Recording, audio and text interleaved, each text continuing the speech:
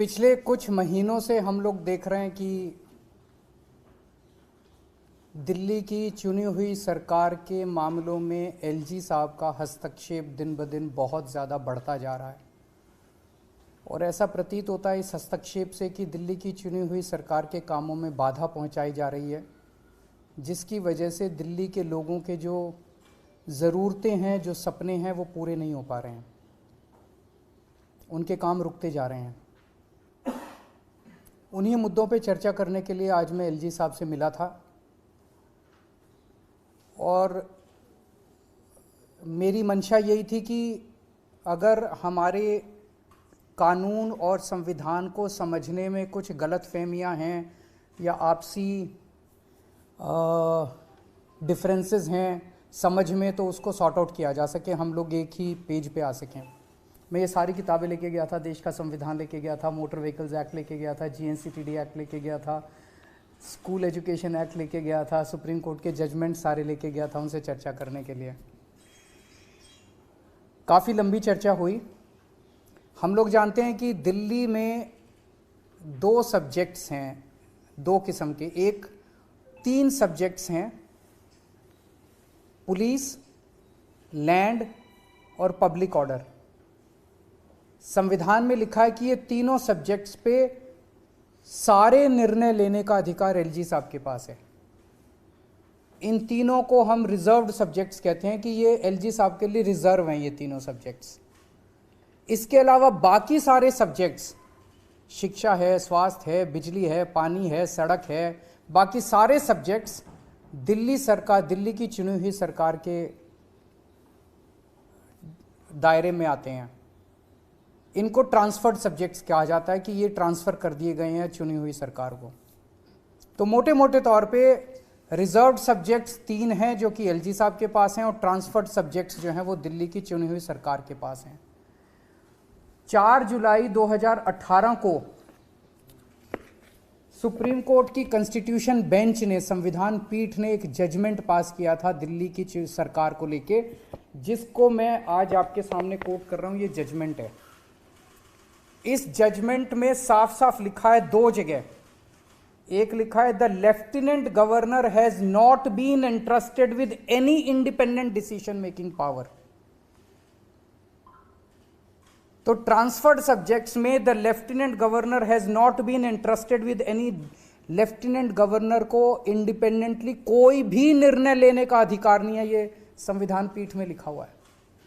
ये दूसरा एक और पेज, ये 231 पेज पे मैंने दिखाया। एक और पेज आता हूं, यहां पे लिखा हुआ है there is no independent authority vested in lieutenant governor to take decisions. इससे ज्यादा बेचारा सुप्रीम कोर्ट भी क्या करेगा। सुप्रीम कोर्ट ने लिखा है there is no independent authority vested in lieutenant governor to take decisions other than matters where he has to act as judicial authority.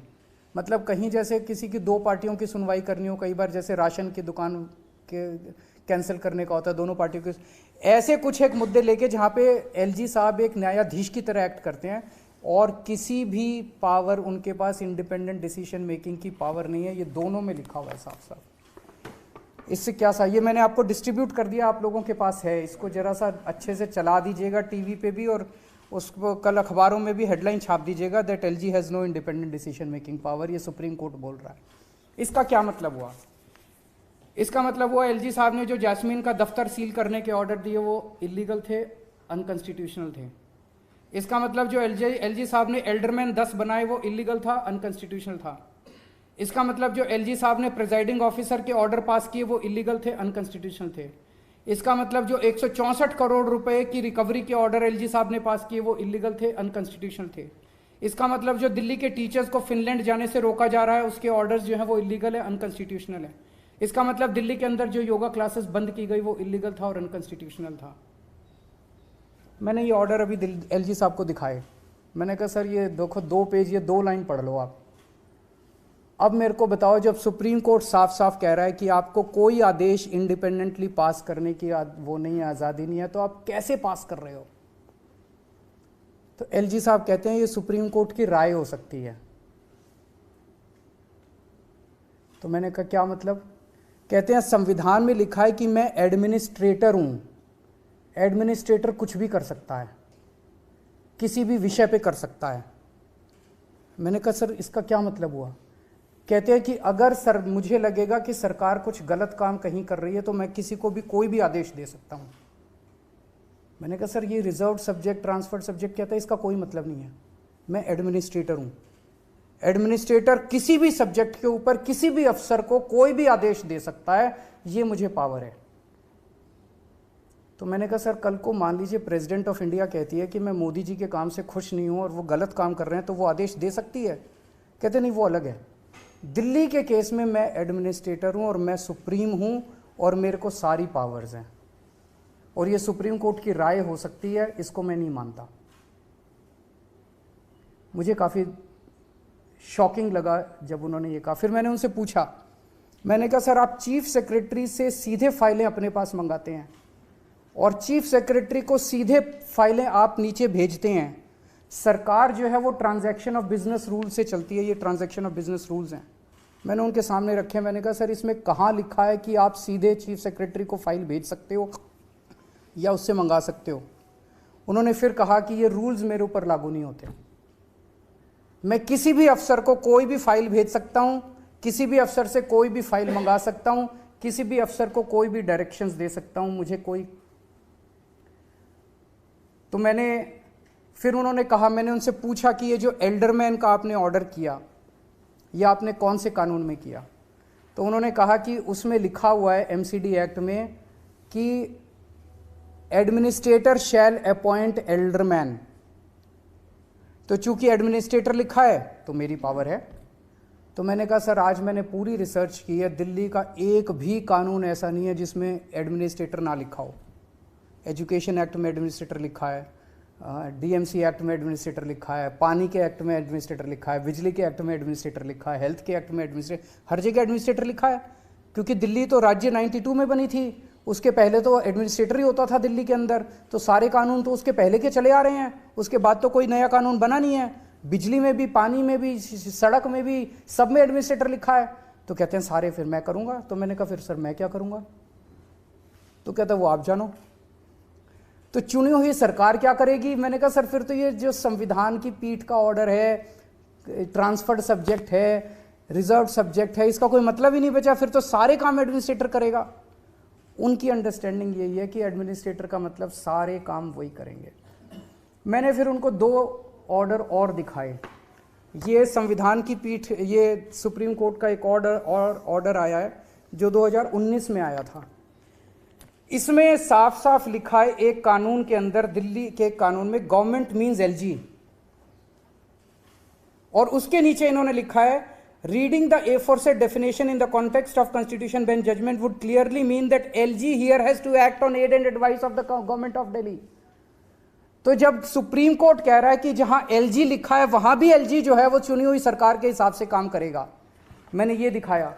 मैंने ये हाई कोर्ट का एक और ऑर्डर उनको दिखाया, ओपी पाहवा का 1998 का जजमेंट है, जिसमें साफ साफ लिखा है, मोटर व्हीकल्स एक्ट में साफ साफ लिखा है कि lieutenant governor is government of Delhi, लेकिन उन्होंने कहा he has to act on aid and advice of Delhi government. मैंने कहा सर इनमें साफ साफ लिखा है कि जहां एलजी भी लिखा है वहां भी आपको चुनी हुई सरकार के हिसाब से काम करना है। वो कहते हैं ये उनकी राय हो सकती है, मैं तो एडमिनिस्ट्रेटर हूं, मेरे पास सुप्रीम पावर है।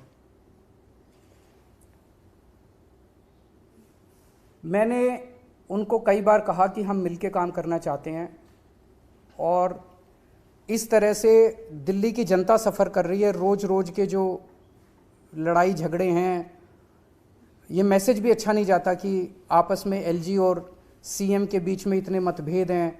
मैंने बार बार उनसे निवेदन किया कि हम मिलके काम करना चाहते हैं सर, हम मिलके काम करना चाहते हैं, इस तरह से चुनी हुई सरकार को आप काम मत रोकिए। फिनलैंड के बारे में मैंने पूछा, सर आप फिनलैंड के लिए क्यों रोकना चाहते हो? तो उन्होंने कहा नहीं मैंने तो ऐसा नहीं कहा। मैंने कहा सर ये आपकी फाइल नोटिंग्स हैं, इसमें साफ साफ जाहिर है 2 बार आपको फाइल भेजी गई, दोनों बार आपने फाइल लौटा दी अलग अलग ऑब्जेक्शन लगा के। तो जब अलग अलग ऑब्जेक्शन बार बार लगाए जाते हैं तो मतलब यही होता है कि आप रोकना चाहते हो। आपने लिखा है कि it is noted that earlier education department has conducted various foreign training programs To assess the effectiveness of such programs, department must place on record cost benefit analysis. कि भाई ये जो टीचर बाहर जाएंगे इसकी कॉस्ट बेनिफिट एनालिसिस। मैंने कहा sir, इस देश का सैनिक अपनी जान देता है, मुश्किल से 50-60 हज़ार रुपये महीना उसको तनख्वाह मिलती है। जिस दिन उस सैनिक ने अपनी कॉस्ट एंड बेनिफिट एनालिसिस करनी चालू कर दी ना अपनी जान की, ना आप बचोगे और ना मैं बचूंगा। हम अपने बच्चों का भविष्य बना रहे हैं, और हम अपने बच्चों का जब भविष्य बना रहे हैं, आप पूछ रहे हो उसकी कॉस्ट बेनिफिट एनालिसिस क्या होगी। मैं कहा सर, मेरे 2 बच्चे हैं, एक बेटा एक बेटी है, सारी तनख्वाह मैं अपने बच्चों पे लुटा देता हूँ। कल को अगर मैं ये देखना चालू कर दूँ कि मेरे बच्चों पे मैं जो कर रहा हूँ उसकी कॉस्ट बेनिफिट एनालिसिस क्या है। सर, कई चीज़ों की कॉस्ट बेनिफिट एनालिसिस नहीं होती। हम देश बना रहे हैं, हम राष्ट्र बना रहे हैं। इस देश का बच्चे बनेंगे तो राष्ट्र बनेगा, बच्चों का भविष्य बनेगा तो राष्ट्र बनेगा। तो जब आप इस तरह की कॉस्ट, मैंने कहा सर, सीएम की कॉस्ट बेनिफिट एनालिसिस हुई आज तक कि सीएम होना चाहिए कि नहीं होना चाहिए? एलजी की कॉस्ट बेनिफिट हुई है कि एलजी का दफ्तर जो है वो सरकार के लिए अच्छा है कि बुरा है? मैंने कहा टीचर्स, अभी ये वर्ल्ड इकोनॉमिक फोरम हो रहा है, सारे देश के बड़े बड़े नेता स्विट्जरलैंड जा रहे हैं घूमने के लिए, उनकी कभी कॉस्ट बेनिफिट एनालिसिस नहीं हुई। टीचर्स अगर फिनलैंड जा रहे हैं तो उनकी कॉस्ट बेनिफिट एनालिसिस मांगी जा रही है। तो ये तो रोकने के लिए ही किया जा रहा है। मैंने उनको फिर बताया कि पिछले 3 महीने में लगभग सभी डिपार्टमेंट्स में सारे ऑफिसर्स ने सारी पेमेंट्स रोक दी हैं। दिल्ली सरकार में जल बोर्ड की सारी पेमेंट्स रोक दी गई हैं। नतीजन कई एसटीपी बन रहे थे हमारे, कई वाटर ट्रीटमेंट प्लांट्स बन रहे थे, सबकी कंस्ट्रक्शन रुक गई है दिल्ली के अंदर। मोहल्ला क्लिनिक्स में दवाइयां बंद कर दी गई हैं, टेस्ट बंद कर दिए गए हैं, डॉक्टर्स की तनख्वाह बंद कर दी गई है, रेंट बंद कर दिए गए हैं, बिजली के बिल बंद कर दिए गए हैं। बस मार्शल्स की 3 महीने से तनख्वाह नहीं मिली है। दिल्ली की डीटीसी की बसों में जो बस मार्शल चलते हैं उनकी तनख्वाह नहीं मिली है। हॉस्पिटल के स्टाफ को तनख्वाह नहीं दी जा रही है। डीटीसी के अंदर तनख्वाहें नहीं दी जा रही हैं, डीटीसी की पेंशन नहीं दी जा रही है, बिजली की सब्सिडी रोक दी गई है, ओल्ड एज पेंशन रोक दी गई है। अफसरों से जब पूछो तो अफसर कहते हैं कि एलजी दफ्तर से इनडायरेक्टली कहा गया है कि सब कुछ रोक दो। एमसीडी चुनाव के 3 महीने पहले सब कुछ रोक दिया गया ताकि एमसीडी चुनाव के अंदर हमें नुकसान हो। मैंने कहा सर, आपने ऐसा क्यों किया? नहीं, मैंने तो नहीं किया। मैं कहा सर, सारे अफसर दबी जुबान में बोल रहे हैं कि हमें एलजी ऑफिस से आदेश दिया गया है कि सारी पेमेंट्स रोक दो। मेरी एलजी साहब से निवेदन है कि राजनीति अपनी तरफ अपनी जगह चलती रहती है, लेकिन इस तरह की राजनीति अच्छी नहीं है जो देश के और लोगों के विकास में घातक हो। और मैं फिर से उनसे हाथ जोड़ के निवेदन करूंगा कि एक तो अच्छा कॉन्स्टिट्यूशनल सलाहकार अपने साथ रख लें जो कि उनको एडवाइस करे कि सुप्रीम कोर्ट के ऑर्डर्स बाइंडिंग होते हैं। सुप्रीम कोर्ट के ऑर्डर्स जो है वो सलाह नहीं होती है। सुप्रीम कोर्ट जो कहता है, अगर सुप्रीम कोर्ट ने कहा है कि उनको इंडिपेंडेंट डिसीजन मेकिंग की पावर नहीं है तो नहीं है। सुप्रीम कोर्ट के ऑर्डर्स को सम्मान करें, संविधान का सम्मान करें, जनतंत्र का सम्मान करें।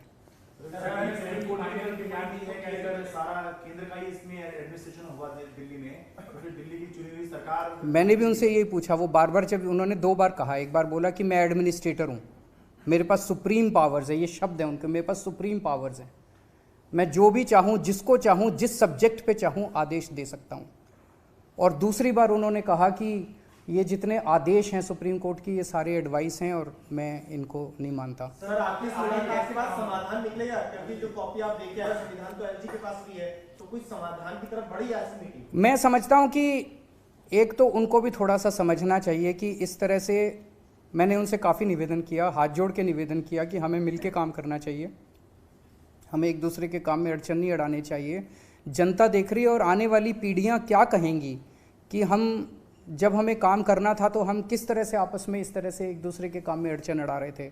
मैं समझता हूं कि सुप्रीम कोर्ट में जो केस चल रहे हैं इस टाइम, उसका जो जजमेंट आएगा उसका भी काफ़ी इम्पैक्ट पड़ेगा। अरविंद जी, वही आपसे सवाल है क्योंकि सुप्रीम कोर्ट में अभी सर्विसेज को लेकर अलग से चल रहा है, लेकिन जिस आदेश का आप हवाला दे रहे हैं वो तो ऑलरेडी है आपके पास, जिसको 2018 में दिया था सुप्रीम कोर्ट ने, तो क्या उसकी ही उसके लिए 2018 में जब उन्होंने आदेश दिया था, उसमें उन्होंने आदेश दिया था कि एलजी के पास कोई भी फाइल नहीं जाएगी।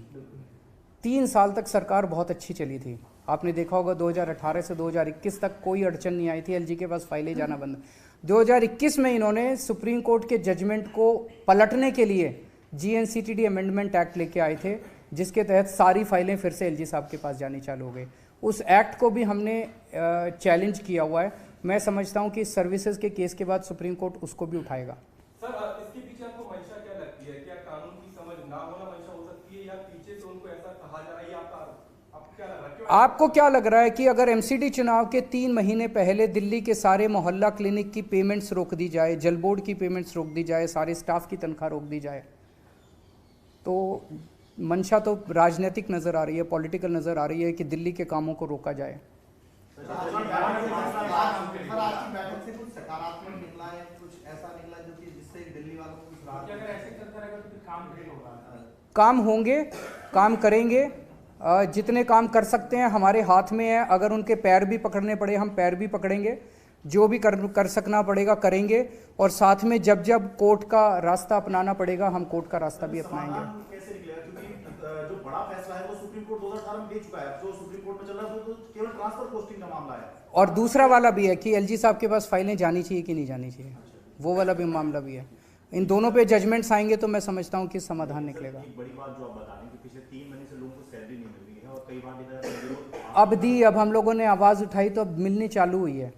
आवाज़ उठाएंगे तो सड़क पे भी आएंगे, ऑफिस में भी काम करेंगे, एलजी साहब के पास भी जाएंगे, जो जो करने की ज़रूरत होगी करेंगे, काम करवाएंगे जनता के।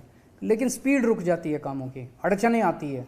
जैसे 3 महीने से अगर जल बोर्ड के फंड्स नहीं मिले तो कई सारे वाटर ट्रीटमेंट प्लांट्स की जो टाइम थे वो डिले हो गया। सीवेज ट्रीटमेंट प्लांट्स जो बन रहे थे, पानी की पाइपलाइन डल रही थी, वो डिले हो गया। काम डिले हो जाते हैं, काम तो करवाएंगे, सारे काम करवाएंगे, कोई काम रुकने नहीं देंगे, लेकिन डिले हो जाता है जिसकी वजह से काम में देरी हो जाती है। Thank you.